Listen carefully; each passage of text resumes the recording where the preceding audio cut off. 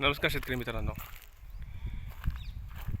ही गावरान तूर आहे। या तुरीला आपण जीवामृत, वेस्ट डिकम्पोजर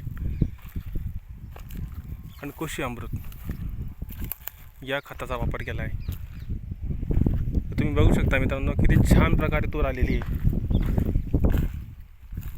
तुरीमध्ये हिरवागारपणा पहा किती आहे, फुलांची संख्या पूर्ण लवून पडली तूर मित्रांनो।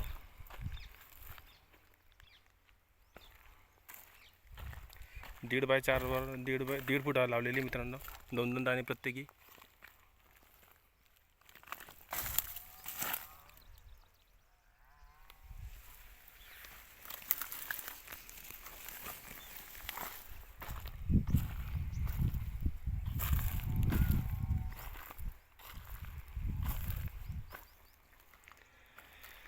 खूप छान रिझल्ट मिळतो मित्रांनो। जीवामृत बनवायचं, सोडायचं, आपल्या शेतीमध्ये जीवाणूंची संख्या वाढते।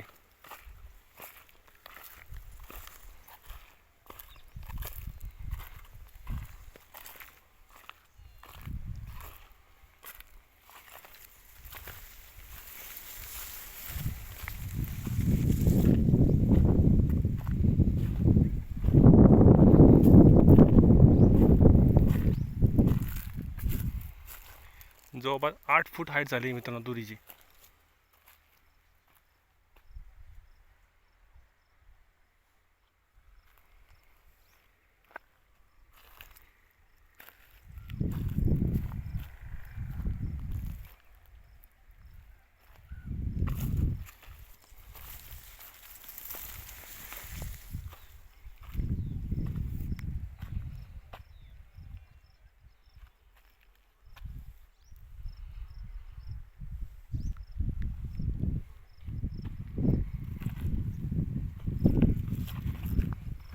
मागे जेव्हा अतिवृष्टी झाली होती मित्रांनो, तर बऱ्याचशा लोकांचे प्लॉट बसून गेले, पण आपल्या शेतामध्ये एक पण झाडसुद्धा बसलं नाही आहे।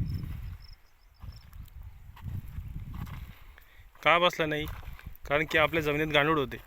गांडूळ काय करतात, प्रत्येक असे छिद्रे पाडतात बारीक बारीक बारीक बारीक। त्या छिद्रातून पाणी खाली मुळातून जातं आणि त्याला ऑक्सिजन भेटतं मुळांना अजून। त्याच्यामुळे झाड चिबडं म्हणजे बस याची शक्यता राहत नाही।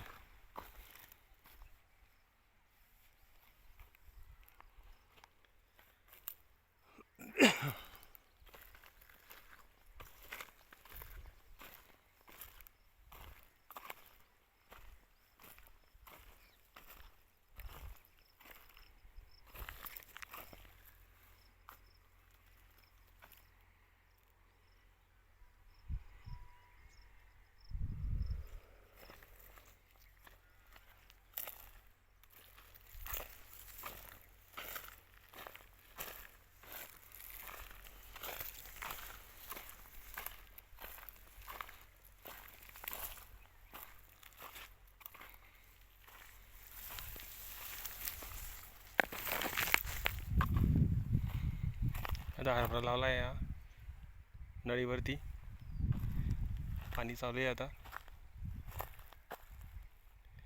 हरभराचं पीक पण आपण मित्रांनो जीवामृतवरतीच करणार आहे।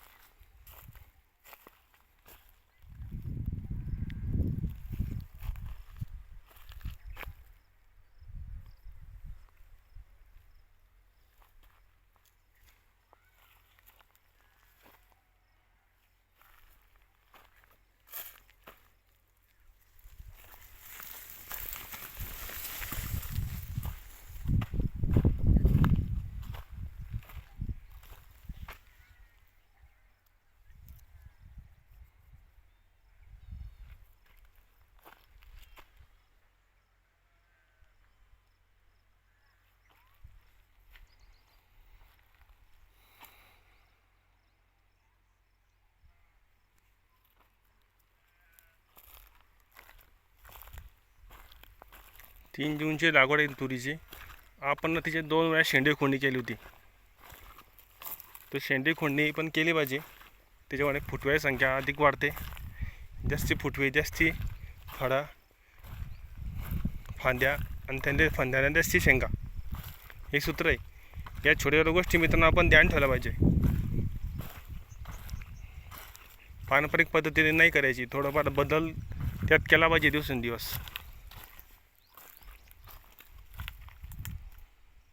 जवळपास 8 फूट पण हाईट झाली मित्रांनो.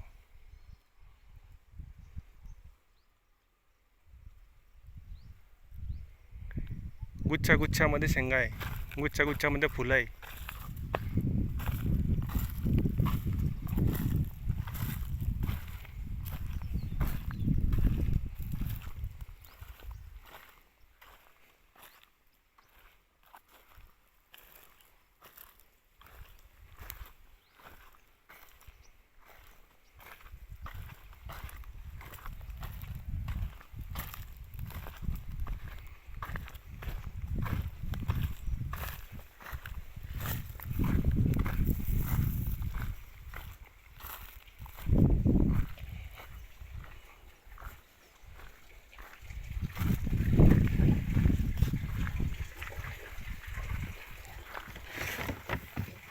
हे टाकीने जीवामृत बनवलं आहे, तुम्ही बघू शकता मित्रांनो. 1000 लिटरची टाकी आहे. देशी गायचं शेण, गिर गायचं शेण घेतलेलं आहे याच्यामध्ये.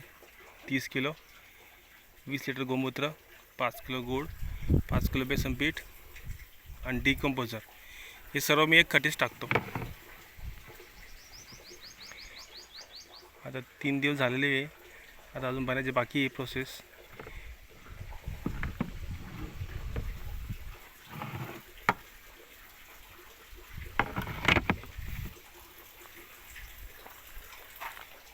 हे केळीचं बेणं लावलं होतं मित्रांनो.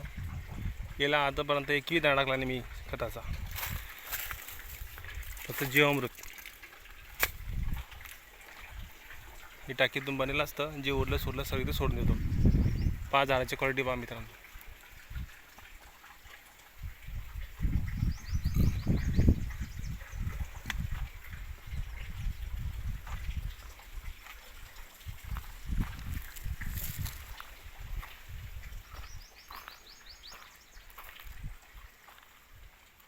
जर तुम्हाला हे तूर पाहिजे असेल खायासाठी तर आम्ही पोच करू वाटल्यास. माझा मोबाईल नंबर घ्या, 97 64 51 58 28. याची खायची चव आहे ना मित्रांनो, खूप छान लागते. जे आपण बाजारातून तूर आणतो आणि आपलं वरण, आपण डाळ बनवून डाळचं वरण करतो आणि खातो, तर आपल्याला ॲसिडिटी होऊन जाते. ह्या डाळीचा ॲसिडिटीचा हा प्रकार होतच नाही, खायला एकदम चवदार लागते.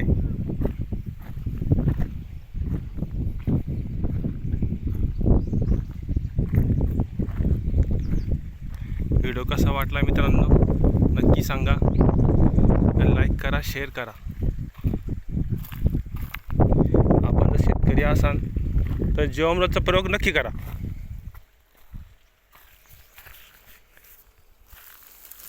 तुमच्या जमिनीमध्ये असा चमत्कार होऊन जाईल की ते रासायनिक खत किती बी टाकले तरी ते दिसत नाही, पण याचा रिझल्ट तुम्हाला लगेच दिसेल.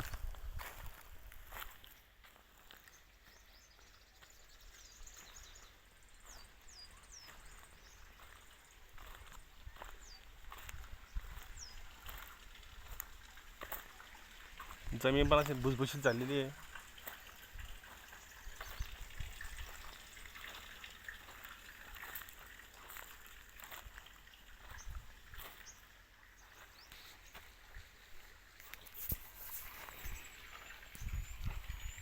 व्हिडिओ बघितल्याबद्दल धन्यवाद. जय हिंद.